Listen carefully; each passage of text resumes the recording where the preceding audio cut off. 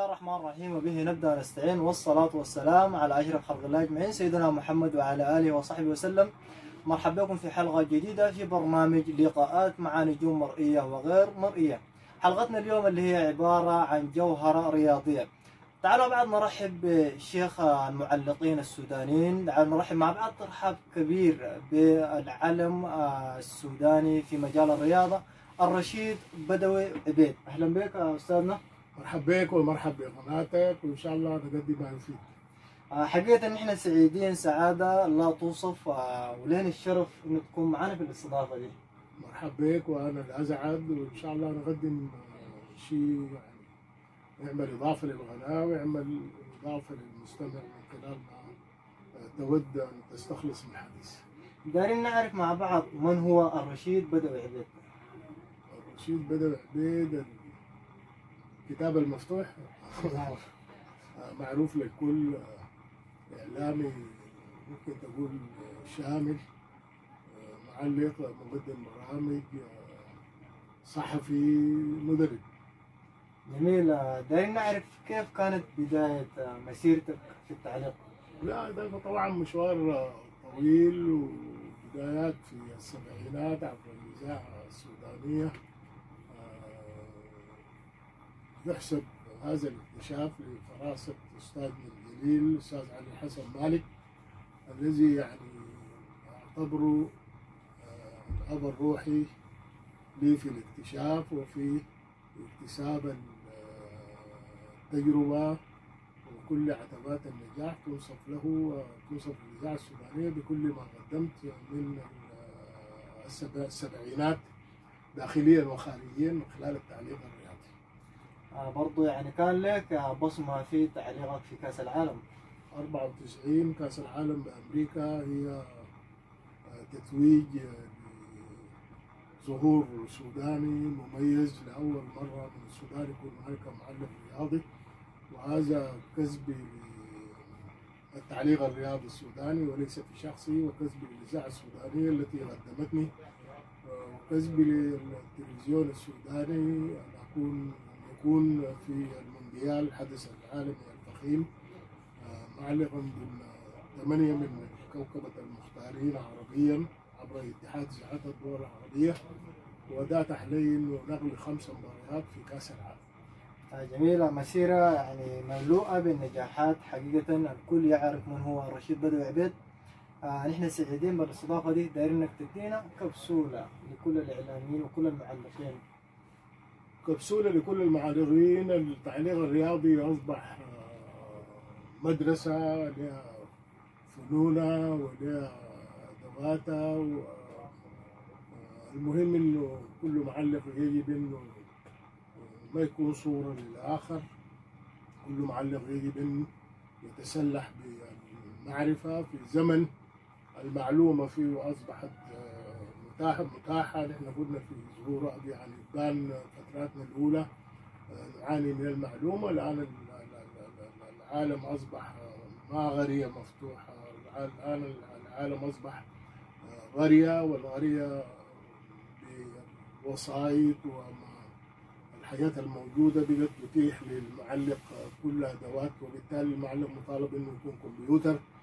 المعلق يجب إنه يكون صوت، الصرافة، الحيادية، الشجاعة في طرح الآراء، عدم إظهار الميول، بكل مطلوبات في المعلق الرياضي. السلاح الذي يمكنك من إيصال معلومات صحيحة.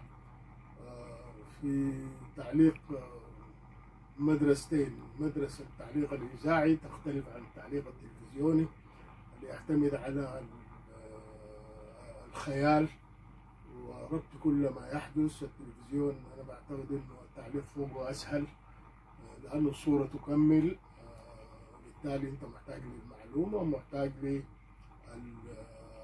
للمتابعة. كما في الفن الزول لما بيبدأ يعني مغلدا ومؤديا لأغنيات الحبيبة والأغنيات الفنانين الآخرين، ومن بعد الفنان الذي ينشد خلود وترسيخ اسمه في وسط الفنانين، انه لابد من انه يختار غناه ويختار شعراءه ويختار مدرسته. كما كذا هو نفس الحالة زي ينطبق على المعلق المطالب في كل الأحوال إنه يقدم شخصيته، يقدم لولدته ويكون إضافة، لكن أن تكون نسخة لآخرين كحال البعض الذين يولدون معلقين عرب أو حتى معلقين محليين، ده ما حيستمر، لأنه الشخص المعلق يجب أنه يكون له انتواء تابع في البين لكل معلق ومدرسته ولكل شيخ طريقته.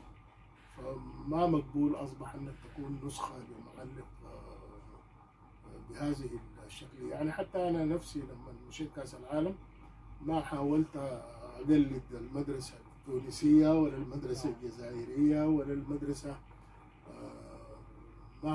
مع تنوع، حاولت انه اقدم المدرسه السودانيه. ونحن في التعليق الرياضي يعني قديمين ولينا تاريخنا منذ ايام طه حمدتو رحمه الله، وكان مدرسه كما هو الحال في مصر مع كابتن لطيف وموسى بشوتي واكرم صالح كان في هيئه الاذاعه البريطانيه، دي كلها مدارس. ونحن في مجال التعليق سبقنا كل الدول العربية، وقد نكون ماشيين أقرب مع المدرسة المصرية، لأنه كان هناك الحامولي وكان هناك كابتن لطيف في مصر، كان عندنا حمدته له مدرسته وله طريقته وبيذيع بالمربعات وخلافه.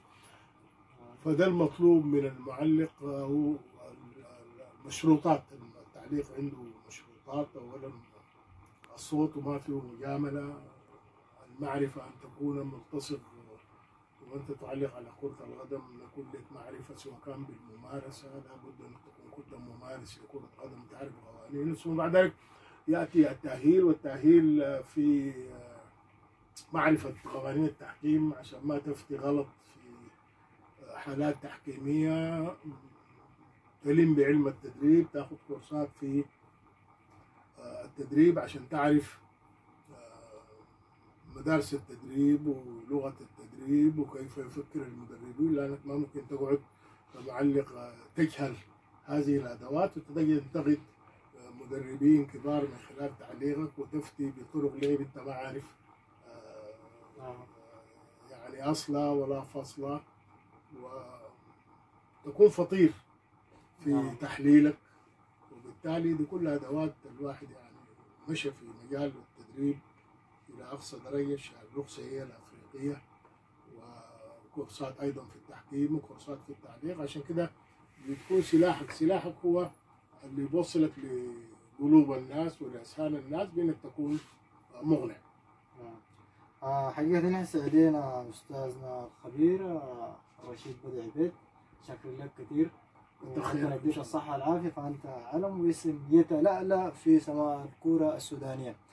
أحبابنا في كل مكان، إذا كانت هذه حلقتنا اللي هي مع القامة شيخ المعلقين السودانيين الرشيد بدر عبيد. ما تنسوا دعمونا، شير لايك، تفعيل الجرس، وإلى أن نلتقي في حلقة أخرى. دمتم في أمان الله وحفظه ورعايته. السلام.